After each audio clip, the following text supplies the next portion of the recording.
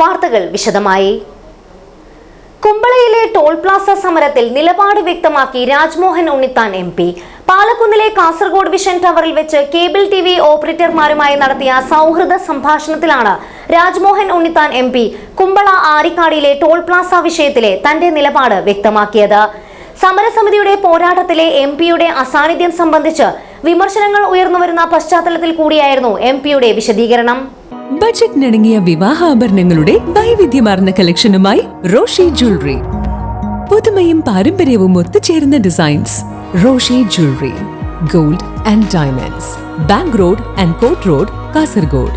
Forever shine. Toll plaza വിഷയത്തിന്റെ തുടക്കത്തിൽ താൻ നടത്തിയ ഇടപെടലുകളെക്കുറിച്ച് പറഞ്ഞ രാജ്മോഹൻ ഉണ്ണിത്താൻ MP ദേശീയപാതയുമായി ബന്ധപ്പെട്ട നിയമങ്ങളെക്കുറിച്ച് കൃത്യമായ ധാരണയുണ്ടായിട്ടും സമരസമിതി പ്രവർത്തകരിൽ ഒരാൾ കോടതിയിൽ പോയതാണ് വിനയായതെന്നും രേഖാമൂലം ചൂണ്ടിക്കാട്ടി.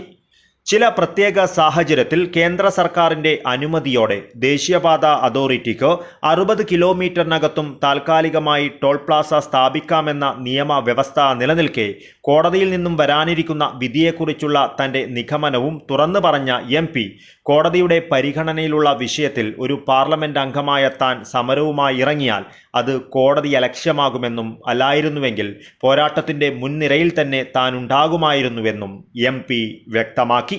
അതുമെല്ലാം പരിശോധിച്ചു. ഇപ്പോൾ ഈ പണി പ്രധാനമന്ത്രി ഇപ്പോൾ ഉദ്ഘാടനം ചെയ്യാൻ പോവാണ്. ഒന്നാമത്തെ റീച്ച്.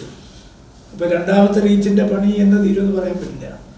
അപ്പോഴാണ് ഈ ടോൾ ഗേറ്റ് അവിടെ വരുന്നവരും അറിഞ്ഞത്. അപ്പോൾ ടോൾ ഗേറ്റ് അവിടെ വരുന്നവരും അറിഞ്ഞ സമയം തന്നെ ഞാൻ മന്ത്രിയെ പോയി കണ്ടു. അപ്പോൾ മന്ത്രി പറഞ്ഞു, നമ്മുടെ റൂൾ 8 1 2 AB പ്രകാരം ചില പ്രത്യേക സാഹചര്യത്തിൽ ഈ കേന്ദ്ര ഗവൺമെൻറ്റിൻ്റെ അനുമതി ഉണ്ടെങ്കിൽ നാഷണൽ ഹൈവേ അതോറിറ്റി ഓഫ് ഇന്ത്യക്ക് ഈ ഒരു ടോൾ ഗേറ്റ് സ്ഥാപിക്കാം. പക്ഷെ അത് പെർമനൻ്റായി പറ്റില്ല. അതുകൊണ്ട് ഈ ടോൾ ഗേറ്റിൻ്റെ പണി ചെയ്യണമെങ്കിൽ അവർക്ക് പണം കൊടുക്കണം.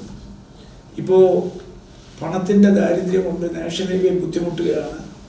അതുകൊണ്ട് 1 വർഷം ഒരു ടെമ്പററി ടോൾ അവിടെ സ്ഥാപിക്കാൻ സമ്മതിച്ചാൽ ആ പ്രദേശത്തെ ആളുകൾക്ക് നമ്മളുമായി ഡിസ്കസ് ചെയ്തിട്ട് ചില ആനുകൂല്യം കൊടുക്കാം തൽക്കാലം. 1 വർഷം കഴിയുമ്പോൾ റിട്ടേൺ അഗ്രിമെൻറ്റ് ഞാൻ നിങ്ങൾക്ക് തരാം, ടോൾ ഗേറ്റ് ചാലിക്കാലോട്ട് മാറ്റുമെന്നാണ് പറഞ്ഞത്.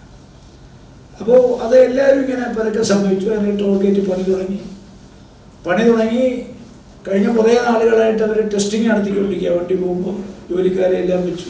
അതിനിടയ്ക്ക് അവിടെ ഉദ്ഘാടനം വയ്ക്കുമ്പോൾ ഞങ്ങളുടെ 4 MLA-മാരും ഇവിടുത്തെ ചന്ദ്രശേഖരനും കുഞ്ഞമ്പൂ ഞങ്ങളെല്ലാവരും രാഷ്ട്രീയത്തിനധികമായി പോയി. ഉദ്ഘാടനം ഞാനാണ് ചെയ്തത്. ഞാനൊരു പ്രസംഗം നടത്തി. ഈ ടോൾ ഗേറ്റ് അവസാനം വരെ ഇനിയിപ്പോൾ വെടിവെപ്പ് നടന്നാൽ എൻ്റെ നെഞ്ചത്ത് വെടികൊള്ളും, പുറകിൽ ഞാൻ വെടികൊള്ളില്ല. അതുകൊണ്ട് ഞാൻ അവസാനം വരെ അതിനകത്തുണ്ടാവും എന്ന് പറഞ്ഞു. ഒക്കെ പറഞ്ഞതിന് ശേഷം പിന്നെ അവിടെ സംഭവം നടന്നു വെച്ചാൽ ഇവർ കോടതി പോയി നീതി കിട്ടുമെന്ന് പറഞ്ഞപ്പോൾ ഞാൻ പറഞ്ഞു കോടതി പോകരുത്. കോടതിയിൽ നിന്നൊരു എതിർ വിധി വന്നു കഴിഞ്ഞാൽ പിന്നെ ഒന്നും ചെയ്യാൻ പറ്റത്തില്ല. അതുകൊണ്ട് ടോൾ ഗേറ്റ് സമരമായി നമുക്ക് മുമ്പോട്ട് പോകാം. കോടതിയിലൊന്നും ആരും പോകണ്ട, നമുക്ക് സമരം ചെയ്യാം. നമ്മുടെ ശവത്തിൽ കൂടെ ചവിട്ടിയിട്ടേ വണ്ടി പോകത്തുള്ളൂ, ടോള് പിരിക്കത്തുള്ളൂ. അപ്പോൾ അതിനൊരു വിദ്വാൻ, അയാളുടെ പേര് അഷ്റഫ് കർല, അയാൾ ആരും അറിയാതെ കോടതിയിൽ കൊണ്ടുപോയി ഒരു പരാതി കൊടുത്തു. ഈ 60 കിലോമീറ്റർ വെച്ചാണ് കൊടുത്തത്. 60 കിലോമീറ്ററിനിടയ്ക്ക് 19 കിലോമീറ്റർ ഉള്ളപ്പോൾ ടോൾ ഗേറ്റ് സ്ഥാപിച്ചു, ടോൾ പിരിക്കാൻ പറ്റില്ലെന്ന് പറഞ്ഞു. അപ്പോൾ അതിന് കൗണ്ടർ അഫിഡവിറ്റ് കൊടുത്തത് national highway authority of India. അവർ കൗണ്ടർ അഫിഡവിറ്റ് കൊടുത്തിട്ട് പറഞ്ഞു, ഞങ്ങൾ കേന്ദ്ര ഗവൺമെൻറ് പെർമിഷൻ വാങ്ങിച്ചിട്ടാണ് ഞങ്ങൾ ഈ ടോൾ ഗേറ്റ് സ്ഥാപിച്ചിരിക്കുന്നത്. കേന്ദ്ര ഗവൺമെൻറ്റിൻ്റെ അനുവാദം അംഗീകാരം ഞങ്ങൾക്കുണ്ട്, രേഖാമൂലമുണ്ട്. നമ്പർ 1. പിന്നെ ചില പ്രത്യേക സാഹചര്യങ്ങളിൽ ഈ റൂൾ 8 അനുസരിച്ച് കേന്ദ്ര ഗവൺമെൻറ് അനുവദിച്ചാൽ ടോൾ പിരിക്കാം 60 കിലോമീറ്ററിൻ്റെ ഇടയ്ക്ക് എന്ന് പറഞ്ഞു. ആ കേന്ദ്ര ഗവൺമെൻറ് പെർമിഷൻ അവരവിടെ കാണിച്ചതിന് ശേഷം ഹൈക്കോടതി സിംഗിൾ ബെഞ്ച് പെറ്റീഷൻ, കർലയുടെ പെറ്റീഷൻ തള്ളിക്കളഞ്ഞു. ഇതിനകത്ത് ഒരു ഇല്ലീഗാലിറ്റിയും ഇല്ല എന്ന് വിധി എൻ്റെ കയ്യിൽ ഇപ്പോൾ കാരണത്തെ താഴെ ഇരിപ്പുണ്ട്. പിന്നെ വിധി പുസ്തകത്തിനകത്ത് പറഞ്ഞിട്ടുണ്ട്. News bureau, Kasaragod.